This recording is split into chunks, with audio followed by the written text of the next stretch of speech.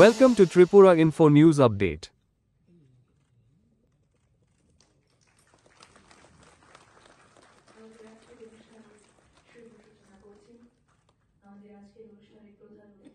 National health mission government of Tripura শান্ত ভাষণ রাখার জন্য in collaboration with Indian Petroleum Association and ANISHA. Finance minister সাথে আমি কথা বলবো। ত্রিপুরা একমাত্র রাজ্য যেখানে ভারতের মধ্যে যে অন্য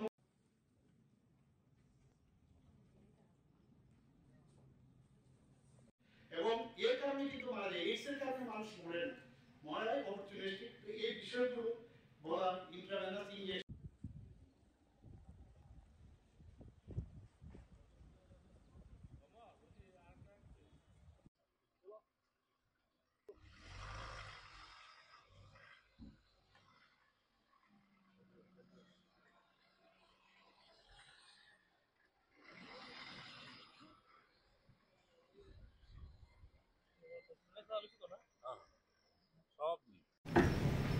আজকে এখানে ন্যাশনাল ওরাল হেলথ প্রোগ্রামে উদ্যোগে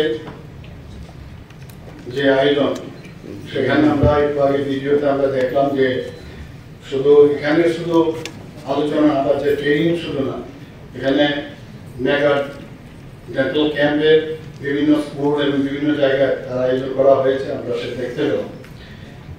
এবং প্রায় 46 স্কুল সেটা কভার করেছে। এবং শুধু তাই নয়, আমি যখন এখানে ঢোকার পূর্বে এখানে দুটো মোবাইল যে ভ্রাম্যমান রক্ত সংগ্রহকারী যে ভ্যান, সেটার ফ্ল্যাগ অফ করি। এবং একটা হচ্ছে ঊনকোটি জেলা হাসপাতালের জন্য, আর একটা বিশালগড় মহকুমা হাসপাতালের জন্য। এবং এই দুটো নিয়ে আমাদের টোটাল 5টা এই ধরনের এই আমাদের মোবাইল ভ্যান আমরা চালু করছি।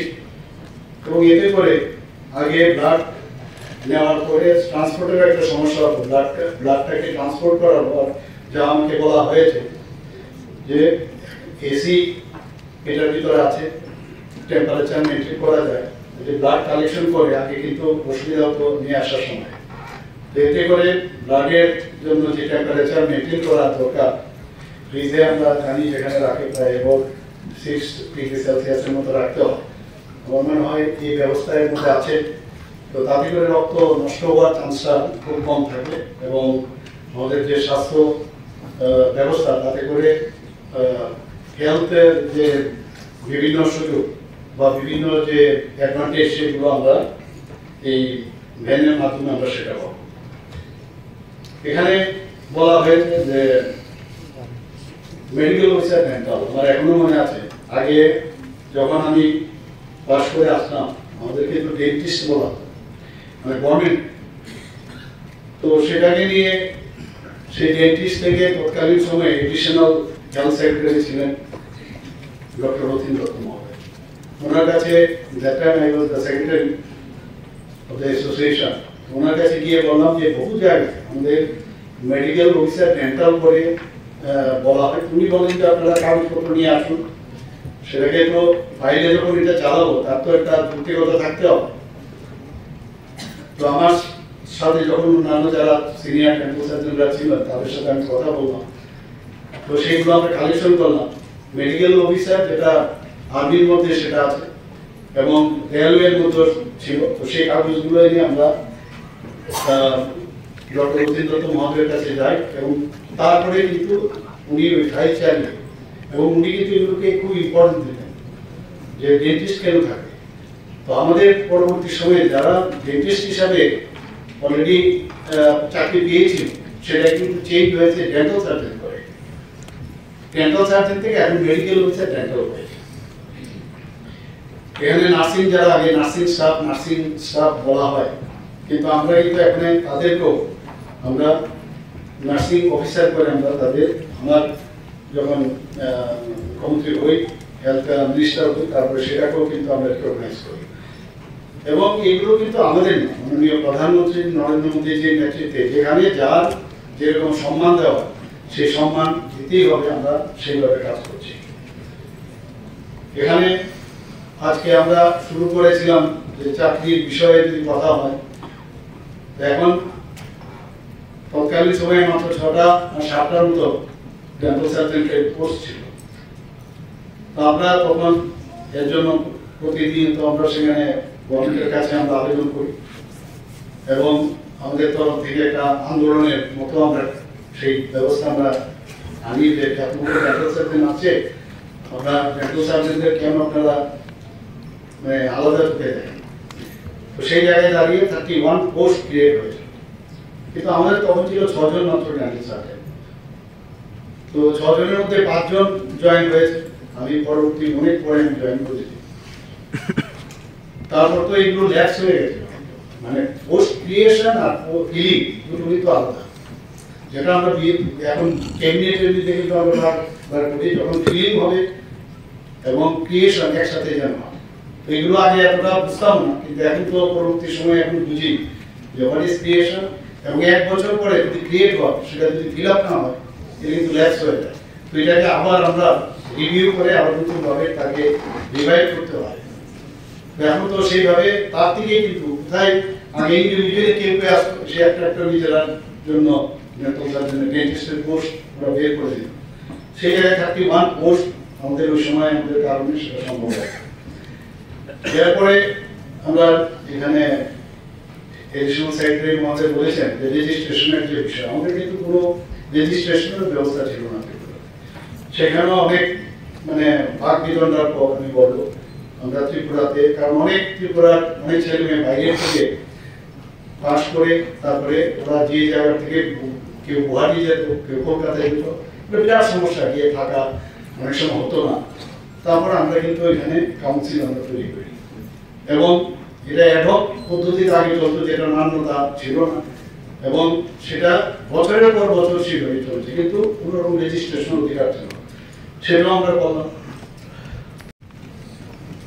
উদ্যোগে যে আজকে একটি অনুষ্ঠান এবং আইটিআই ত্রিপুরা স্টেট ব্রাঞ্চ এবং গভর্নমেন্ট ডেন্টাল কলেজের যৌথ উদ্যোগে আজকে এখানে যে আয়োজন, সেই আয়োজনে আমাদের মাঝে উপস্থিত আছেন additional secretary health Shri Rajib Dutta মহোদয়, doctor Tapan Majumdar director health services, professor doctor H P. Sharma director medical education, Dr. Ranjan Das, Director of Family Welfare and Preventive Medicine, CEO Dev Joint Mission Director, NHM, and Principal Professor Dr. Shabu Rai, Agartala Government Dental College and IGM Hospital, Dr. Rajesh Acharya, Deputy Director, State Nodal Officer, Dr. S.M.R., Immediate First President of Indian Dental Association, Dr. State Bank. এখানে অন্যান্য যারা dental officer থেকে আরম্ভ করে medical officers এবং faculty members Agartala government dental কলেজে এবং যেখানে ডেন্টাল সার্জনরা এখানে উপস্থিত আছেন, কমিউনিটি হেলথ অফিসার, সিএইচও এবং other guest of the highest and media বন্ধুরা সবাইকে বিভিন্ন এজেন্সির মধ্যে আপনারা সবাই অলরেডি জানেন যে আগে কথায় কথায় এখনো দেখি আমার যখন মুখ্যমন্ত্রী সমীর বিশ্বতে আসে মানুষ না বুঝে আগে বলে কোথায় আছে পেশেন্ট, বলে ও তো বোম্বেতে আছে টাটা সেন্টারে, কোথাও সাউথে আছে। আপনাকে কে বলেছে? গরিব অংশের মানুষের দেখিস কেন করে গেছেন ওখানে। তো অদ্ভুত অবস্থা, আমাদের এখানে সব ব্যবস্থা আছে, 9টা ডিপার্টমেন্ট সুপার স্পেশালিটি আমরা স্টার্ট করলাম, কেন আপনারা যান? তো অনেকটা ওনাদের বোঝানোর ব্যবস্থা করি, ওই জায়গায় বসে আধিকারিকদের সাথে বলি, আর্থিকভাবে সাহায্য করার চেষ্টা করি। ওনাদেরকে দেখা গেল প্রায় 90% ত্রিপুরাতেই ট্রিটমেন্ট হয়। তারপর অন্যান্য আর্থিকভাবে বিভিন্ন স্কিমের মাধ্যমে কিভাবে হেল্প করা যায়। আমাদের এখানে ক্যান্সার হসপিটালে সমস্ত সুযোগ সুবিধা আছে। এইমসের থেকে আমি ক্যান্সার যিনি হেড ওনাকে আমি আনিয়েছিলাম, উনি বলেন আমাদের এখানে আপনাদের এখানে যে ব্যবস্থা আছে ক্যান্সারের সেই ব্যবস্থা একই বেশি আমাদের এখানে আছে। আমি নিজেও সেই ক্যান্সার ইউনিটে আপনাদের এখানে গিয়েছিলাম। Awareness is very important. আমাদের অ্যাওয়ারনেসই নেই, আমাদের কথায় কথায় নিজের উপরেই নিজের কনফিডেন্স না থাকাতে পেশেন্ট বাইরে চলে যায় এবং আমাদের ত্রিপুরায় যে বহু টাকা পয়সা আমরা কিন্তু ড্রেন করছি অন্য জায়গায়। এখানে আমরা এতগুলো চেষ্টা করছি, 250 কোটি টাকা খরচ করে এটা আমরা সুপার স্পেশালিটি ব্লক করলাম এবং আপনারা সবাই জানেন যে এখন কিন্তু মানুষ চায় যে কর্পোরেট স্টাইলে হসপিটাল, সেই আগে গতানুগতিক 30-35-40 বছরের আগে যে গভর্নমেন্টের হসপিটাল, যে ভাঙা চেয়ার, ভাঙা টেবিল আর পর্দা কেটে টেবিল, এগুলো চলে না। এখন সময়ের সাথে চলতে হবে। আমরা সেইভাবে সেখানে 9টা সুপার স্পেশালিটি আমরা শুরু করেছি। ডেন্টাল কলেজে তো একদম মানে সেইভাবে আমরা সেখানে আমরা শুরু করি। তো এখানে মানুষ এগুলো জানেই না, এবং অনেক সময় দুটো কেস আসে যেখানে সুপার স্পেশালিস্টই বলে যে আপনি বাইরে চলে যান। আমি বললাম যে কেন যাবে? সাথে সাথে সুপার স্পেশালিস্টের সাথে কথা বলি টেলিফোনে, যে আপনার যদি মনে করেন যে আপনার নিজের টেকনিক্যালি নো হাও এখনো সমস্যা আছে, আরো ট্রেনিং আমরা আপনাদের দেওয়ার ব্যবস্থা করি। আমি সেক্রেটারি মহোদয়কে বলেছি, কথা বলেছেন বারবার মিটিং। তো নিজের উপরে যদি আমাদের কনফিডেন্স না থাকে তাহলে পেশেন্টের কনফিডেন্স আমাদের কেন থাকে, কিভাবে থাকে? পোস্টম্যানের কাজ করে লাভ নেই। আমরা বারবার বলছি, আমরা তো এখানে সমস্ত স্টেট হসপিটালগুলোতে ডেভেলপ করছি। আমি একটু আগে আজকে সকালে আমি টিএমসিতে একটা অনুষ্ঠান ছিল, সেখানেও আমি গিয়েছি। তো সব জায়গার মধ্যে টিএমসি খুব ভালো কাজ করছে ওরা। তো এখানে একটা কম্পিটিশন, হেলদি কম্পিটিশন যদি হয়, আমাদের নিজেদের উপর যদি আজকে সাব ডিভিশনাল যে হসপিটালগুলো আছে সেখানে যদি তারা যদি যে সাব ডিভিশনাল হসপিটাল হিসাবে তাদের ইনফ্রাস্ট্রাকচার যা দরকার সম্পূর্ণরূপে সেটাকে করার আমরা চেষ্টা করছি। সেখানে ম্যান পাওয়ারের যদি প্রয়োজন, সেখানেও আমরা ডাক্তার এবং যারা নার্সিং স্টাফ থেকে আরম্ভ করে অন্যান্য যারা প্যারামেডিক্স আছে তাদেরকে আমরা দিচ্ছি। ডিস্ট্রিক্ট হসপিটালগুলোকে আমরা স্ট্রেংথেনিং করার চেষ্টা করছি। অলরেডি ট্রমা সেন্টার প্রায় 5টা ডিস্ট্রিক্টে আমরা শুরু করে দিয়েছি। আরেকটা মানে নর্থ ডিস্ট্রিক্টে সেটাও শুরু হবে এর মধ্যে, আমাদের আগরতলায় আছে। তো সব জায়গার মধ্যে আমাদের কিন্তু ট্রমা সেন্টার থেকে আরম্ভ করে, কার্ডিয়াক কেয়ার সেন্টার থেকে আরম্ভ করে, ডেন্টাল সার্জনদের সেখানে থাকে। আমি যেখানে যে হসপিটালে যাই প্রথমে গিয়ে আমি ওই ডেন্টাল যে ক্লিনিক আছে সেখানে আমি ঢুকি, সেখানে ঠিক আছে কিনা, পরিষ্কার পরিচ্ছন্ন আছে কিনা, জলটা ঠিকভাবে বেরোয় কিনা, চেয়ারটা পরিষ্কার আছে কিনা, এগুলো আমি দেখি। কারণ এগুলো তো আমরা কিন্তু আমাদের অভিজ্ঞতা নিরিখে আমরা যদি নিজেরা যদি আমরা যদি যে ম্যান পাওয়ার আছে না আমার কাছে মুখ নেই কে মুখ নেই, এই বললে কাজ হবে না। কিন্তু যা আছে যদি নিজের ক্লিনিকে আমি একটা লোক দিয়ে চালাতে পারি, আর হসপিটালে যদি দেখা যায় যে আমার কাছে 2-3জন স্টাফ থাকা সত্ত্বেও আমি ইউজ করতে পারি না, তাহলে কি করে হবে? এটা তো সম্ভব না। আমাদের বুঝতে হবে যে আমরা বারবার বলছি আমরা ন্যাশনালিস্টিক রাষ্ট্র নিয়ে আমরা চিন্তা করি, রাজ্য নিয়ে আমরা চিন্তা করি।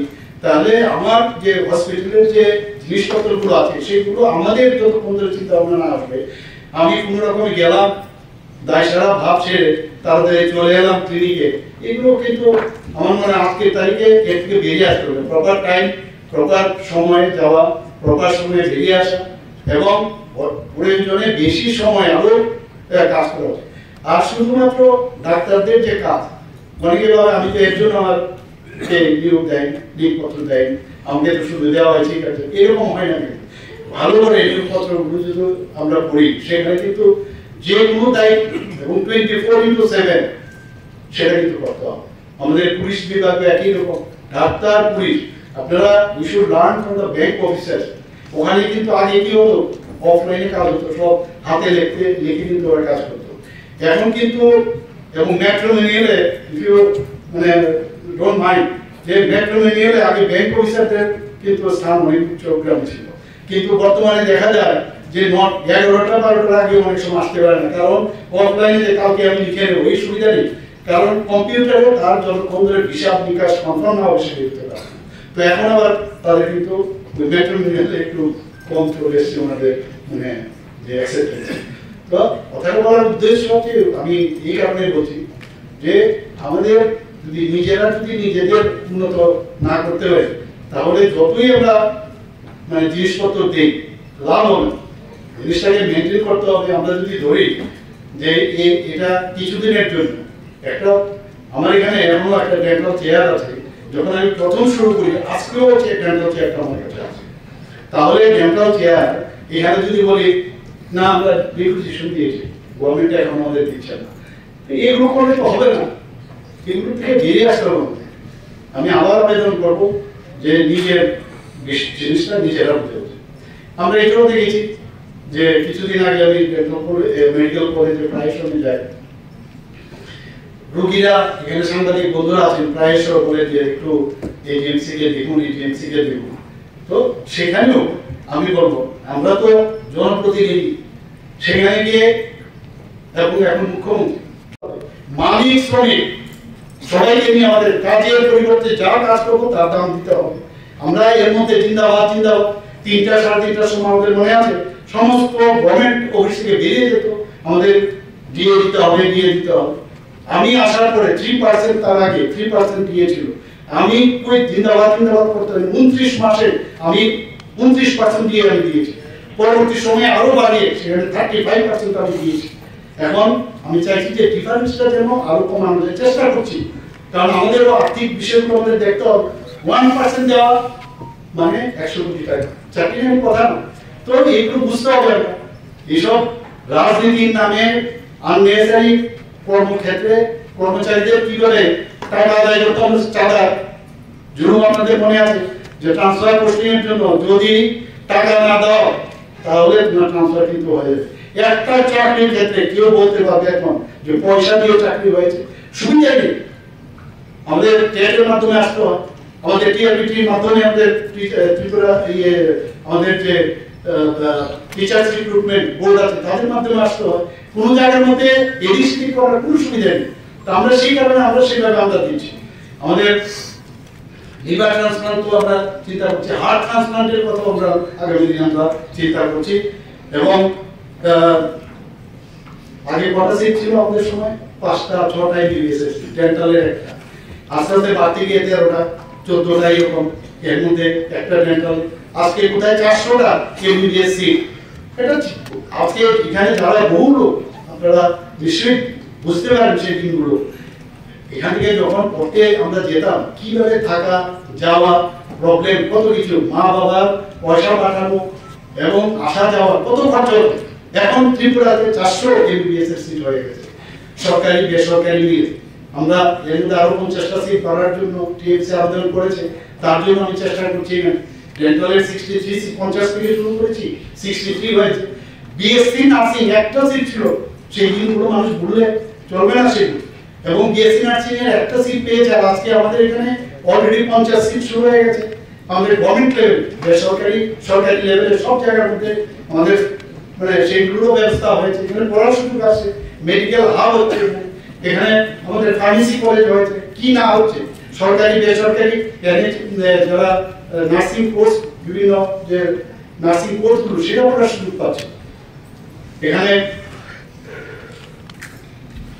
গভর্নমেন্ট ডেন্টাল কলেজে আমি বারবার বলেছি সেখানে যা যা দরকার এবং ওনাদের পক্ষে একটা সুবিধা হয়ে গেছে, তারা ইজিলি কিন্তু অ্যাপ্রোচ করতে। আগে তো মুখ্যমন্ত্রীর কাছে যাওয়া, স্বাস্থ্যমন্ত্রীর কাছে যাওয়া, ওই তাদের যে গোষ্ঠী আছে তাদের মাধ্যমে যেতে হবে। এখন তো এই সুবিধা মানে এইগুলোর দরকারই নেই, আরামসে মিনিস্টারের সাথে দেখা করতে পারছে। এবং আমি আশা করি এতে করে অনেক সুবিধা আগামী দিনে হবে। এবং টেলিমেডিসিনের উপর আমরা খুব জোর দিয়েছি, যাতে টেলিমেডিসিনের মাধ্যমে বহু জায়গায় আমি বলছি কেন পেশেন্টকে আমরা বাইরে পাঠাবো। আপনি টেলিমেডিসিনের মাধ্যমে 5000 করে আমি ফাইল সই করেছি, প্রতিটা নো প্রবলেম 5000 টাকার মাধ্যমে। কারণ পেশেন্ট এবং পেশেন্ট পার্টিকে বসিয়ে ডাক্তারবাবুরা কথা বলবো যে এই সমস্যা কি করে। এবং আমরা এইমস এবং অন্যান্য বড় বড় প্রতিষ্ঠানের সাথে আমরা কথা বলেছি, তো সেখানে কিন্তু পেশেন্ট স্যাটিসফাইড হয়েছে। আমি গিয়ে শুধু কথা বলা, আমি টেলিমেডিসিনের মাধ্যমে যদি আমি এই প্রযুক্তিকে ব্যবহার করে আমি যদি এই কাজটা করতে পারি, সেই কাজটা আমরা শুরু করতে যাচ্ছি। আমি সেক্রেটারি মহোদয়কে বলেছি তাড়াতাড়ি যেন এই কাজটা করি। আজকে আমাদের ত্রিপুরাতে শিশু মৃত্যুর হার একটা বিরাট অবস্থা ছিল, শিশু মৃত্যুর হার এখন কিন্তু ন্যাশনাল লেভেলে আমরা কিন্তু অনেক নিচের দিকে শিশু মৃত্যুর যে হার সেটা কিন্তু অনেক কম। আমরা জানি যে প্রেগনেন্সির সময়, মাতৃকালীন সময়ে আমরা দেখেছি বা ডেলিভারির সময় প্রচুর মৃত্যু হতে বাচ্চাদের, সেখানেও কিন্তু ন্যাশনাল লেভেলে আমরা অনেক বেটার পজিশন আছে। এইচআইভি নিয়ে আমি বলবো ভেরি ইম্পর্টেন্ট, ড্রাগ এডিকশনের জন্য বারবার আমি যেটা বলছি যে প্রতিটা আমাদের বাজেটও আমরা বলেছি ড্রাগ ডি এডিকশন সেন্টার প্রতিটা ডিস্ট্রিক্টে আমরা করবো, সেখানে একটা রেট অফ 20 করোড় প্রতিটা ডিস্ট্রিক্টে আমরা সেটা করতে যাচ্ছি। অলরেডি কাজ শুরুর পথে, টেন্ডারও হয়েছে, তো সেইভাবে আমি বলেছি যাতে কোনো জায়গায় দেরি না হয়, কারণ সময় কম, কাজ কিন্তু বেশি। আমাদের যে প্রধান মিনিস্ট্রি থেকে অলরেডি বিশাল অঙ্ক প্রায় 100-150 কোটি টাকার উপরে আমরা দিয়েছি। একটা আধুনিক যে ডিএডিকশন সেন্টার বিশ্রামগঞ্জে, সেখানে আমি তার ভূমি পূজা করে এসেছি। আমাদের ডেন্টাল কলেজে 2 কোটি টাকা আরো সেকশন হয়েছে। মাদার অ্যান্ড চাইল্ড সেখানেও প্রায় 100 কোটি টাকার উপরে, সেখানেও আমাদের মাদার অ্যান্ড চাইল্ড হসপিটাল সেখানে আগরতলা গভর্নমেন্ট মেডিকেল কলেজে শুরু হয়েছে।